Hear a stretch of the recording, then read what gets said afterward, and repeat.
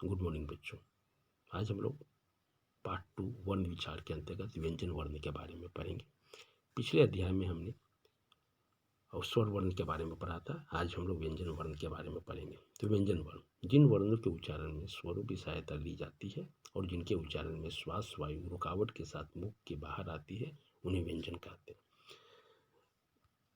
जैसे क, च, ट, द, य, ल आदि।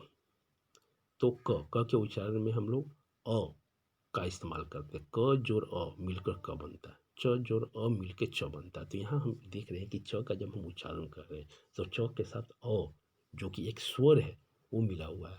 यही कारण है कि इसे हम व्यंजन वर्ण कहते हैं। व्यंजन के भेद की अगर हम बात करें तो व्यंजन के 3 भेद हैं: स्पर्श व्यंजन, अंतस्थ व्यंजन और ऊष्म व्यंजन। तो स्पर्श व्यंजन क्या है?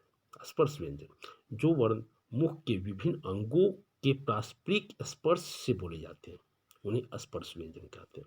यानी कि मुख के विभिन्न जो अंग है, जैसे तालु हो गया, जीभ हो गया, तो होठ हो गया, तो दंत हो गया, तो ये सारे चीज़ों के पारस्परिक स्पर्श से जिनका उच्चारण होता है उन्हें ही स्पर्श व्यंजन कहते हैं।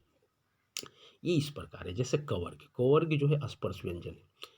इसलिए स्पर्श व्यंजन है क्योंकि जब इनका उच्चारण हम करते हैं तो हमारे मुख के विभिन्न अंगों को ये स्पर्श करता है। तो कवर्ग के अंतर्गत क, ख, ग, घ अंग आता है। उसी तरह चवर्ग में च, छ, ज, झ, इ।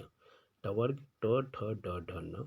तवर्ग त, थ, द, ध, न। पवर्ग प, फ, ब, भ, म। ये सारे वर्ण हैं। उसके बाद हम लोग अंतस्थ व्यंजन के बारे में अध्ययन करेंगे।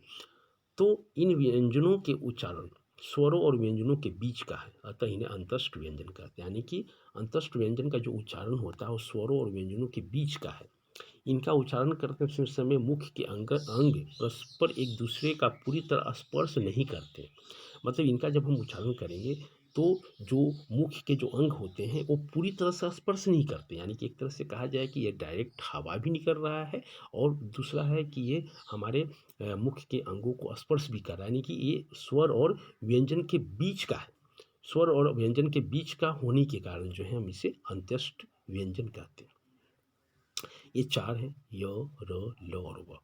उसके बाद ऊष्म व्यंजन का अध्ययन करेंगे। तो जिन वर्णों के उच्चारण में मुख से निकलने वाली वायु रगड़ खाकर ऊष्म हो जाती है उन्हें ऊष्म व्यंजन कहते हैं। यानी कि इन वर्णों का जब हम उच्चारण करेंगे तो मुख से निकलने वाली वायु रगड़ खाने के कारण गर्म हो जाता है, यानी कि गर्म हवा बाहर निकलती है, इसलिए हम इसे ऊष्म व्यंजन के नाम से जानते हैं। ये 4 है: तलाप स, मूर्धन्य स, दंत स और ह। तो इस प्रकार बच्चे हमने पढ़ा कि व्यंजन वर्ण वो है जिनके उच्चारण में हम स्वरों की सहायता लेते हैं, जैसे क, चो, टो, द, य, ल। व्यंजन के भेद होते हैं 3: स्पर्श व्यंजन, अंतस्थ व्यंजन और ऊष्म व्यंजन। स्पर्श व्यंजन जो है इनकी संख्या 25 है, अंतस्थ व्यंजन इनकी संख्या 4 है और ऊष्म व्यंजन इनकी संख्या जो है 4 है। इस प्रकार आशा है आपने व्यंजन के बारे में अच्छी तरह से समझ लिया होगा। अगले वीडियो में हम किसी और टॉपिक के साथ मिलेंगे। तब तक धन्यवाद।